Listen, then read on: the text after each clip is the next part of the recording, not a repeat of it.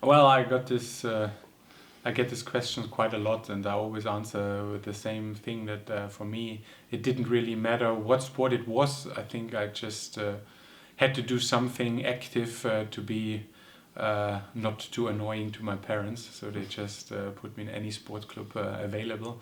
So in winter I was skiing, playing ice hockey, and summer I was riding my bike and playing football. And yeah, the older I got, the more tricky and also expensive it got to fund all these passions for me. And then we yeah, scratched it down to playing ice hockey in winter and riding my bike in summer. And eventually, being a kid or a teenager back then, it really did only matter where you win the most. And for me, that was cycling at that point. So I wanted to win. I was winning the most in cycling, so I stick with cycling. It's the same old story saying you have your passion and made it your job. This is a privilege not many people have, and you need to honor that and understand that. I think that's very important. That also on the bad days where you have bad weather, where you suffer, you need to be aware of that.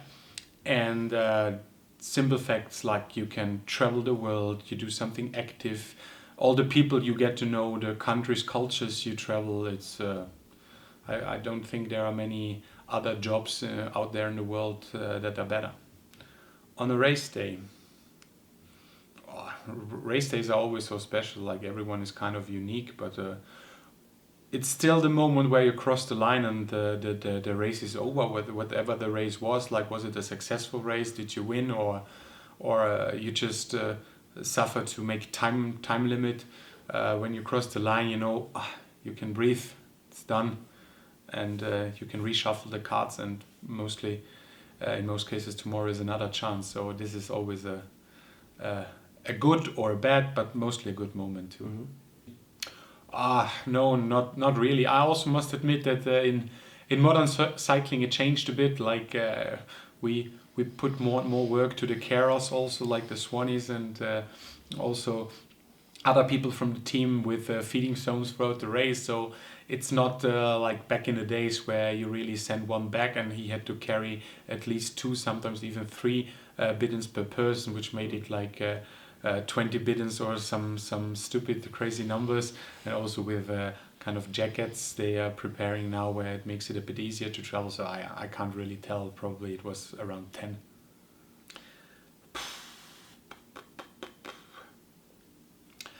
There are many, but I don't know if there are many embarrassing or I can't really tell. I mean, obviously, what always comes in mind, and what also part of the welcoming words from a rider here. He reminded me of the video that was created in the Giro d'Italia in 2019, where a fan tried to grab the bidon out of my mouth, and reacted a little bit aggressive. But this was maybe one of the times where I wasn't super relaxed when I crossed the line, and it resulted in this funny video.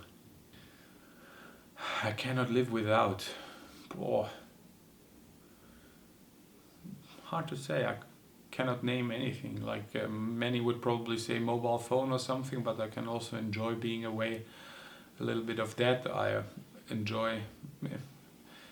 Maybe I need a couch to lie down every now and then. Yeah, that's a bit. It became my addiction aside of cycling now for 2 years is golf. Like I discovered this sport for me, and I really love it. And like if you would talk to my fiance, like she would already be a little bit annoyed with me always talking about golf.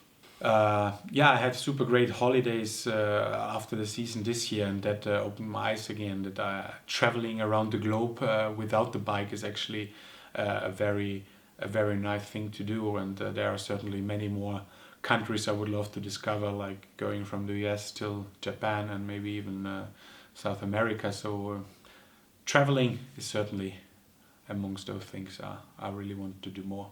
What would be the first country that comes to your mind? Actually, now it is Japan.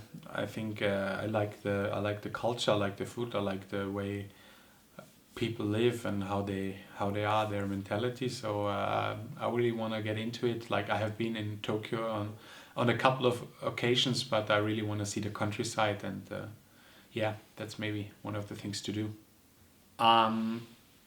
Speaking any languages fluently, because I think communication is quite a good thing to do, a good skill to have, because it still creates one or the other barriers. So I think if you can avoid that and you speak any language fluently, I think that would be cool. Well, really step away from it. Like, I also have obviously friends, they are not connected to cycling at all, and then that's quite a good thing to do, to hang around with them and just get into different topics, also chatting and discussing, and so your mind is definitely away from cycling and from pressure and delivering, because this is also what any other job is about. Like, you need to be good, and just talking about some nonsense is sometimes quite a nice thing to do. Well, as a cyclist, like, no matter the age, you always need to learn and develop, and I also really like the fact that here I'm now one of the older riders, and you have many youngsters coming up, and all the passion they're bringing in, like, they help you to develop again. So that's certainly a thing I want to do, like, make another step forward. And in 10 to 15 years, it's a very tricky question. I sometimes find myself thinking about it, but really only sometimes. And I come to two conclusions. It could be either staying in the sport, because it's still like the passion, the emotions and all the adventures I already had that makes me stick to cycling, obviously. But on the other hand, I also quite like the idea of kind of opening my horizon and like go in a completely different area, and maybe take on another education or whatever, and go in other spheres. Well, it's obviously hard work, determination, and passion. Well, I think it was always a team I admired, absolutely, for the spirit you could feel in the team. You could also feel it from a person being outside of the team. And it always was an ambition to be part in a surrounding and atmosphere like it is here in BORA-hansgrohe, and now I'm super happy I could join the team. No, it's pretty much what I expected, I must be honest, and which is good, because I feel like we have the perfect mix of professionalism and friendship and good atmosphere going around, good vibes going through the team. So I think this should be the key to success.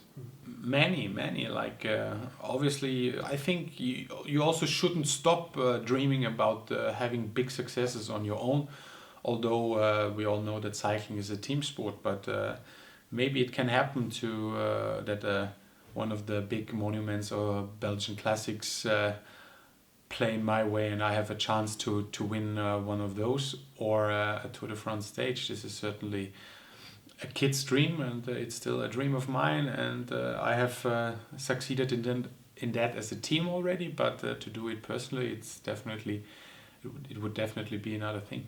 Probably my life above threshold. That's a really good one. We should copyright it. No, I'm not at all superstitious or anything like that, so there's really nothing.